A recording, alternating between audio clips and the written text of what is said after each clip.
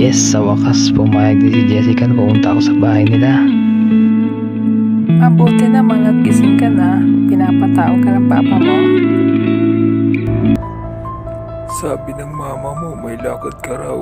Saan ba ang punta mo? Kina Jessica po, tay.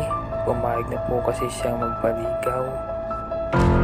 Ay siya, ano bang inihintay mo? Maligo ka na, anak. Yun, dapat mabango ko yun para maakit ko si Jessica.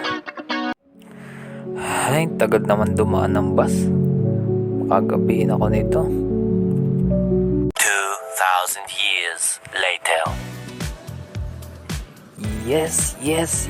Ito na. Wala nang urungan to. Andito na ako. Yes. Woo! Magandang araw po, Mang Karding. Tatanong ko lang po sana kung andyan po si Jessica. Oo, nasa loob siya. Sige, pumasok ka na muna. Hi Jessica, andito na nga pala ako. Pinapasok na ako ng tatay mo dito. Bakit? Kwarto niya ba to? Doon ka nga sa sala, huwag dito. Hintayin mo ako doon. Mabuti naman Jessica, pumayag ka na magpaligaw sa akin. Achoo! Naligo ka ba? Baho-baho mo kasi. Grabe ka naman Jessica. Naliligo naman ako araw-araw. Lilinawin ko lang ha. Ayaw kong magpaligaw. Kaya tigilan nyo na ako, please lang. Ha? Pwede ba? Ayaw ko talaga.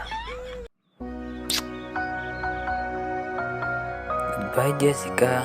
Magpapaalam na nga pala ako. Salamat kasi pinapunta mo ako dito ha. Oo, sige na. Mag-iingat ka. Sige na, alis ka na.